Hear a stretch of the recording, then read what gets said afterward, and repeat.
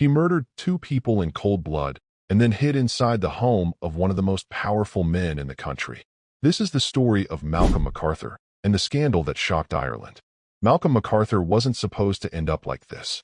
He had once been on top of the world. Born into wealth, the son of prominent parents who owned a vast estate in County Meath, Ireland, he grew up never having to work a day in his life. Money, status, and influence were all within his reach. At 29, when his father passed away, Malcolm inherited a fortune of £70,000, a sum worth hundreds of thousands of pounds in today's money. To him, this money meant one thing: freedom. He didn't need a job, didn't need to worry about anything. He spent his days living luxuriously, hopping between London and Dublin, enjoying the good life without a care. But by 1982, at 37 years old, that freedom was gone. The money was gone.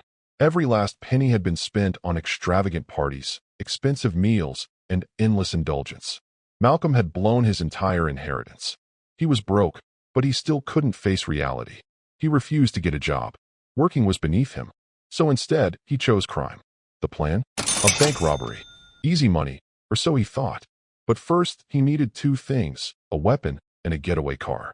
On the 22nd of July, 1982, Malcolm headed to the Phoenix Park in Dublin, one of the largest urban parks in Europe. It was a warm summer's day, and people were out enjoying the sunshine. Among them was 27-year-old Bridie Gargan, a nurse who was sunbathing beside her car. Malcolm approached her. In a cold, calculated move, he pointed a fake gun at her and ordered her into the back seat of her own car. He wasn't planning to hurt her, at least, that's what he told himself. But when she hesitated and resisted, he struck her with a hammer, beating her savagely and leaving her critically injured in the back seat. A gardener nearby witnessed the entire scene and rushed to help. Malcolm pointed the gun at him, backing him off. The gardener tried to wrestle the weapon away, but Malcolm shoved him off and sped away in Bridie's car. What followed was one of the most surreal moments of the entire case. As Malcolm drove through the streets of Dublin, he was caught in traffic with Bridie Gargan still bleeding in the back seat. An ambulance pulled up beside him. The driver, seeing a hospital parking badge on the window and assuming Malcolm was a doctor rushing an injured patient, actually cleared the way for him and escorted the car to the hospital gates. Malcolm let the ambulance lead him in and then quietly drove away. Bridie Gargan was found shortly after and rushed to hospital, but she never regained consciousness. She died 4 days later. Malcolm was now a wanted man, but he wasn't done. He still needed a real weapon to carry out his robbery plan. He had previously seen an advertisement for a shotgun being sold by a farmer named Dónal Dunne in Edenderry, County Offaly. He made his way there. What was supposed to be a simple transaction turned deadly. When Donal took him to a remote location to test the gun, Malcolm didn't hesitate. In cold blood, he shot the farmer dead with his own weapon. The police were now hunting him across the country. Realizing his options were running out, Malcolm made yet another desperate move. He tracked down the home of Harry Beeling, a former U.S. diplomat, in Connolly, South Dublin. Under some pretense of familiarity, he gained entry. But as soon as the door closed, Malcolm produced the shotgun and demanded money. Beeling, remarkably calm, told Malcolm to wait while he went to get what he needed, and then bolted.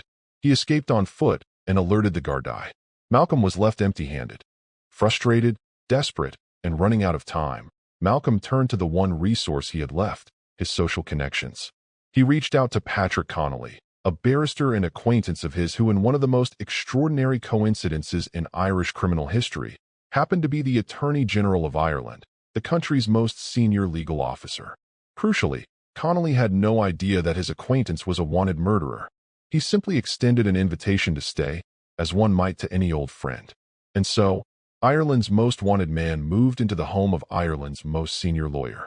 What ultimately brought Malcolm down was sheer stupidity. Worried about the attempted robbery at Beeling's house, he did something almost unbelievable.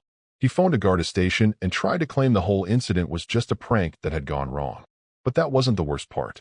When the Garda on the other end asked for his name, Malcolm gave it. His real name, Malcolm MacArthur. It was a Friday the 13th. Gardaí descended on the gated residence at Pilot View in Docky. They were waiting outside the Attorney General's apartment when Connolly himself pulled up. They explained why they were there. Connolly led them to the door.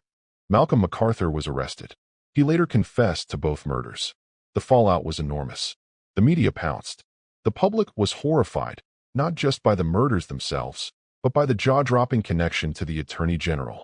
Although Connolly was completely innocent and had no knowledge of the crimes, the scandal was politically devastating. He resigned almost immediately. In January 1983, MacArthur pleaded guilty to the murder of Bridie Gargan and received a life sentence. Due to a lack of witnesses, the state entered a null proska, meaning they chose not to proceed on the murder of Dónal Dunne. This caused public outrage, with over 10,000 people signing a petition demanding he be tried for both murders. It made no difference.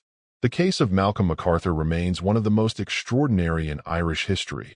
It's a reminder that no amount of wealth, no amount of status, can protect you from the consequences of your actions. If you're still watching, make sure to like, comment, and subscribe for more true crime stories. What do you think pushed Malcolm to make such reckless choices? Let us know your thoughts in the comments below, and don't forget to hit the bell icon so you never miss a new video.